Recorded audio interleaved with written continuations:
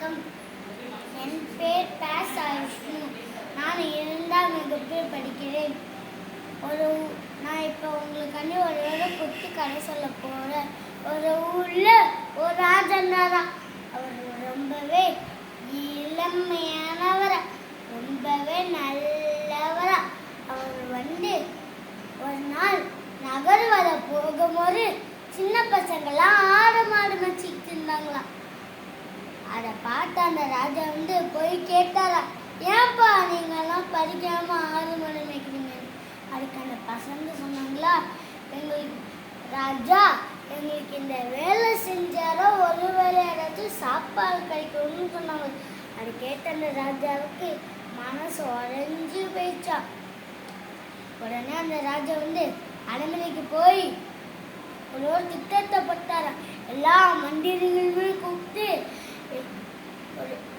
இந்த மாதிரி சொன்னாரா, ஃப்ரீ எஜுகேஷன் மட்டும் நம்மலாம் பட்டாது, ஃப்ரீ எஜுகேஷன் மட்டும் பட்டாது, ஃப்ரீ ஃபுட்டுமே கொடுக்கணும்னு சொன்னாங்களா. கேட்டா மந்திரிங்களாம், ராஜா அதுக்கெல்லாம் காசு செலவாகும் ராஜான்னு சொன்னாங்களா. அது கேட்ட அந்த ராஜா நம்மளால எவ்வளோ முடிஞ்சதோ அவ்வளோ சேர்க்கலாம், இல்லைன்னா பட்டலைன்னா என்கிட்ட சொல்லுங்க, பிச்சை இருக்கிற கூட தயாராக இருக்குன்னு சொன்னாங்களா. அது கேட்ட மந்திரிங்களுக்கெல்லாம் கண் கலங்கி போயிடுச்சா. உடனே மந்திரிங்கெல்லாம் சொன்னாங்களா, ராஜா நாங்கள் எப்படி ஏதாச்சும் இந்த திட்டத்தை செயல்படுத்தி ராஜான்னு சொன்னாங்க. அதனால ஃப்ரீ எஜுகேஷனுமே கொடுக்கணும்ல, ஃப்ரீ ஃபுட்டுமே கொடுக்கணும்ல, படிக்கிற பசங்களுமே அதிகமாக வந்தாங்க அந்த ஸ்கூலுக்கு. அந்த நாடு என்ன நாடு? நம்ம தமிழ்நாடு. அந்த ராஜா எந்த ராஜா? நம்ம கல்வி கண்டிருந்த காமராஜர்.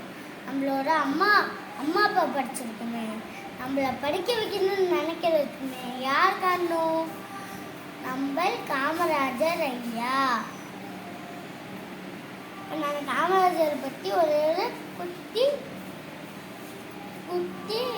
கவிதை சொல்ல போறேன்.